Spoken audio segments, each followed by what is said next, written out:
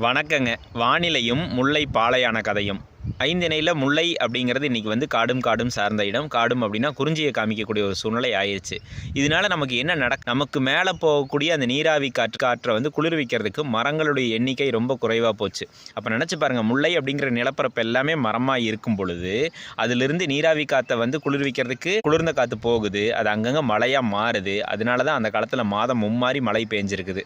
மேலே போகக்கூடிய மேகங்கள்லாம் ஏங்குது. எங்களை எங்கேயாவது ஒரு பக்கமாவது எங்களால் இவ்வளோ தூக்கிட்டு போக முடியல பாரத்தை, எங்களை அங்கங்கே இறக்கி விடுங்க அப்படின்னு நெரிசலாகி அங்கங்கே மேகம் வெடிச்சிருச்சு. அதனால தான் இன்றைக்கி மேகம் வெடிப்பு மழை வருது. அங்கங்கே நிலச்சரிவு வரதுக்கு ஆரம்பிச்சிருது. அங்கங்கே அதிகமான மழை ஒரே சமயத்தில் கொட்டுறதுக்கான காரணம்.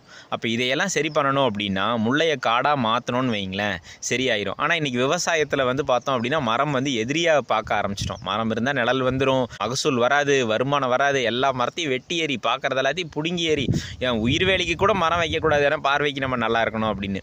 இப்படி நல்லா இருக்கணும்னு நினச்சிட்டு போகிறது, இதுதான் சொந்த காசில் சூனியம் வச்சுக்கிறோங்கிற மாதிரி இன்றைக்கி வந்து மரங்களை பார்க்குறதே அரிதாக போச்சு. வணிக ரீதியாக மரம் வளர்த்துங்க, அந்த மாதிரி பண்ணுங்க அப்படின்னா அதுவும் கேட்குறதில்ல. அப்படி மரம் வெட்டும் போது வேற விட்டுட்டாவது வெட்டுங்க, மருதாம்பாவது சீக்கிரம் வந்துட்டு மரம் காடாக மாறும், காடு முல்லையாக மாறும்.